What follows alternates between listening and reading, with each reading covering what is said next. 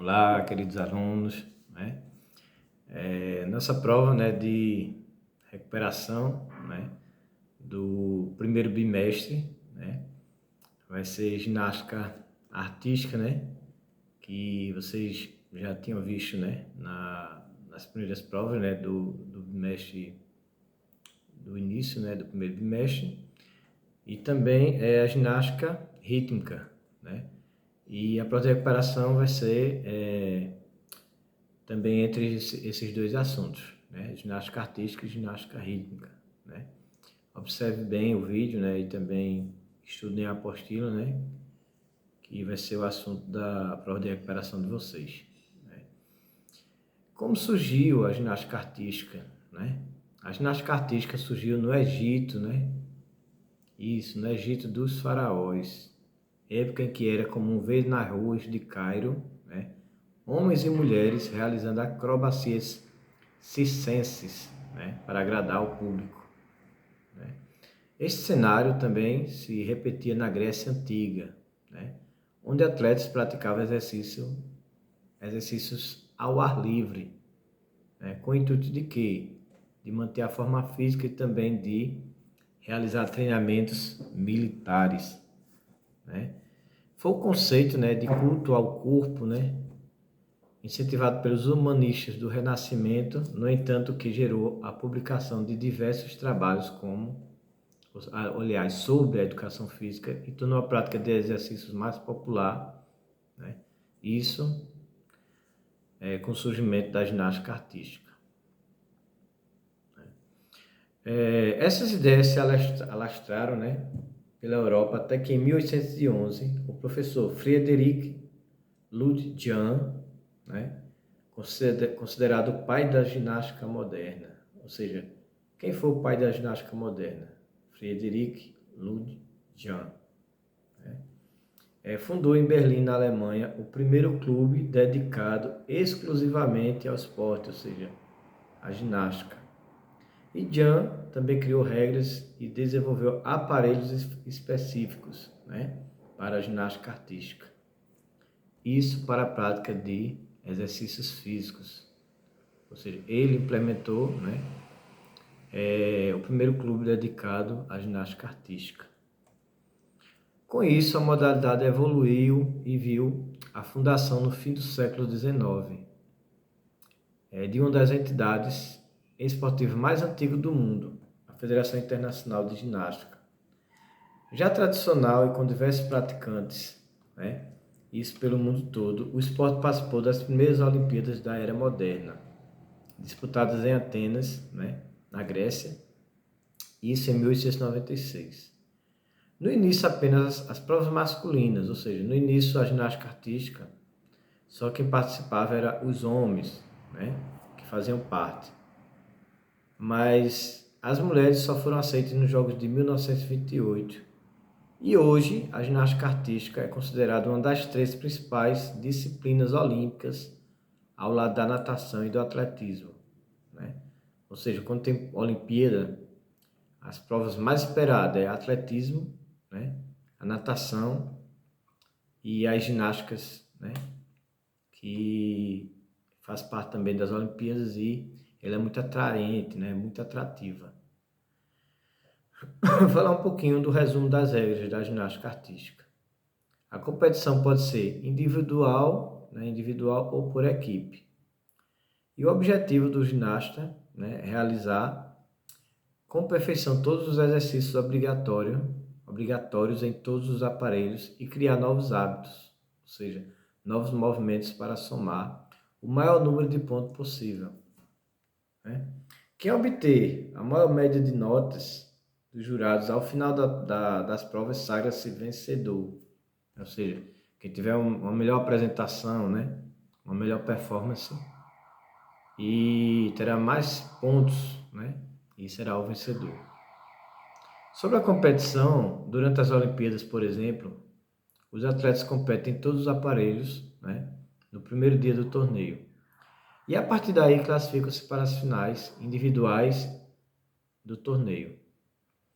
A partir daí classificam-se também os 8 melhores, né, colocados. Os 8 melhores colocados do primeiro dia se classificam para outras etapas. Os atletas que mais conseguirem pontos após a soma do conjunto de todos os exercícios, né, vão para a final. E ainda há a final por equipes disputadas pelos melhores países classificados, na qual se consideram as 4 melhores notas entre os atletas que representam cada país. Como é esse julgamento? Como é o julgamento da ginástica artística? Os juízes, né, devem avaliar o movimento dos atletas de acordo com a série realizada, que compreende o quê? A partida, a postura do atleta, se ele está com uma boa postura, a execução na hora do movimento, a finalização do exercício, quando ele termina o exercício, e entre outros fatores. O valor da partida. Como é dado o valor da partida? Todas as séries têm um valor de partida, que, tanto para homens quanto para as mulheres, é de 8,80, para facilitar a avaliação. Né? No caso, 8,80 é o valor de partida e será facilitada a avaliação. E as séries são divididas em Grupo A, Grupo B, Grupo C, Grupos D e Grupo E. E também tem o Super E, é o elemento mais fraco. O A é o elemento mais fraco, enquanto o Super E é o elemento mais forte. Se o ginasta não criar movimentos novos, seus exercícios não ganhará mais do que o valor de partida. Ou seja, para você fazer uma apresentação de ginástica, você não pode ser mediano, ou seja, fazer só o básico, né? Você tem que ser ousado, né? Tentar um movimento difícil, né? Para ver se você consegue uma boa nota, né? Exercícios obrigatórios. Em todos os aparelhos, o atleta deve realizar no mínimo uma série com 4 elementos. 3 elementos B e 3 elementos C.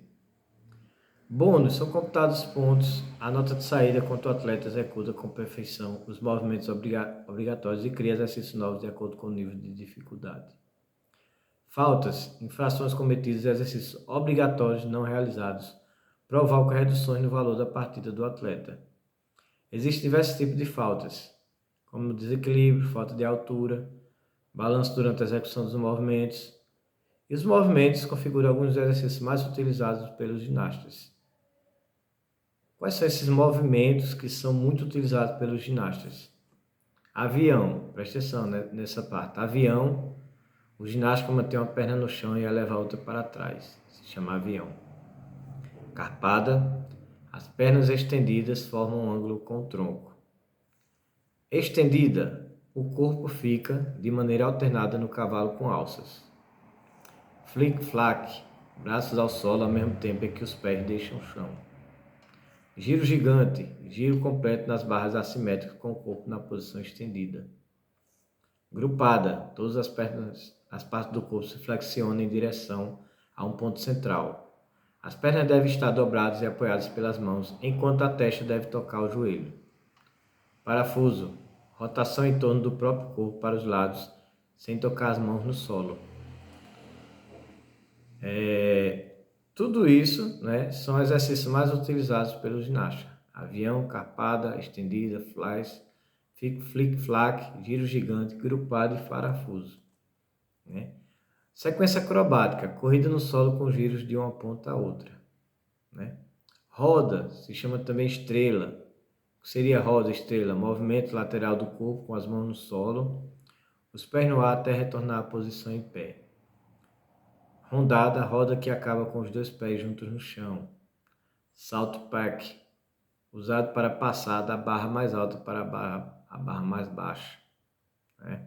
Você sai da barra mais alta para a mais baixa. Selada, costas arqueadas para trás.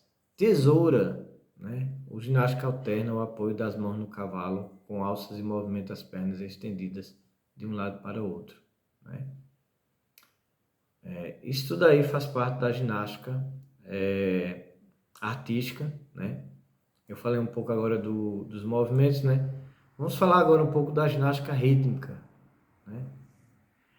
Ginástica rítmica Em meados de 1940, atletas de diversos países do leste europeu, em especial da ex-União Soviética, inovaram a forma de praticar os exercícios da ginástica artística, ao aliar os tradicionais movimentos do esporte a ritmos musicais.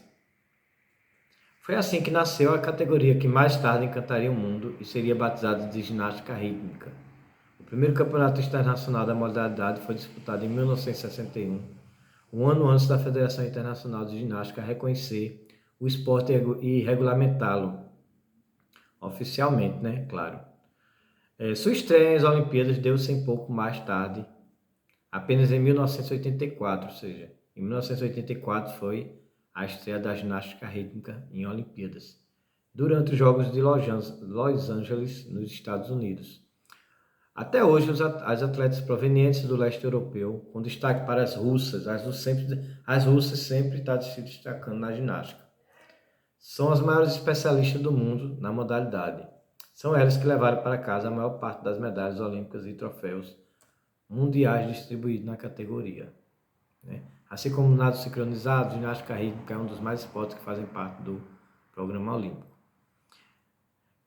Diferentemente da ginástica artística, que prioriza a força e resistência do atleta, a ginástica rítmica dá ênfase à elegância, graça e beleza dos movimentos realizados pelas ginásticas. Os aparelhos usados como suporte para o exercício artístico funcionam como equipamentos complementares a danças. Tempo, né? Cada um dos diferentes tipos de apresentação da ginástica rítmica deve durar entre 75 a 90 segundos. Nas Olimpíadas, a ginástica rítmica é dividida em duas categorias: conjunto, né? Apresentações com ginastas e individual. Conjuntos, apresentação em que a equipe deve dançar com 5 massas, né? Em uma primeira série e posteriormente com 2 arcos e 3 fitas. Individual, as atletas disputam 4 provas: corda, arco, bola e fita. A pontuação final é a soma das notas conquistadas após as 4 apresentações. E a apresentação, a ginasta tem que realizar os movimentos de corpo, de dança, combinando-os com a manipulação dos aparelhos. A apresentação deve acabar no exato momento em que a música termina, né? Notas: coreografia original, bom acompanhamento da música, flexibilidade, saltos adequados e equilíbrio do corpo contribuem para a soma dos pontos. Faltas: cada segundo estourado no tempo de apresentação é punido com a subtração de 0,05 pontos. Presta atenção. Numa apresentação da ginástica, cada ponto estourado tem menos 0,05 pontos. Outros exemplos de infrações são a falta de unidade do exercício, falta de equilíbrio, você desequilibrar e cair, com elementos de apresentação utilizados inadequadamente, né? Música imprópria, falta de criatividade também perde ponto. Quais os principais movimentos da ginástica? Atitude, bumerangue, flexibilidade e onda, moinho, pivôs e véus. Atitude, posição em que a ginasta se apoia sobre um pé enquanto levanta outra perna. Bumerangue consiste em lançar a fita para o ar e pegá-la de volta. Flexibilidade e onda, ampla utilização de articulações e ondulação do corpo. Moinho, círculo formado com movimento de massas e cordas. Pivôs, rotação de 360 graus.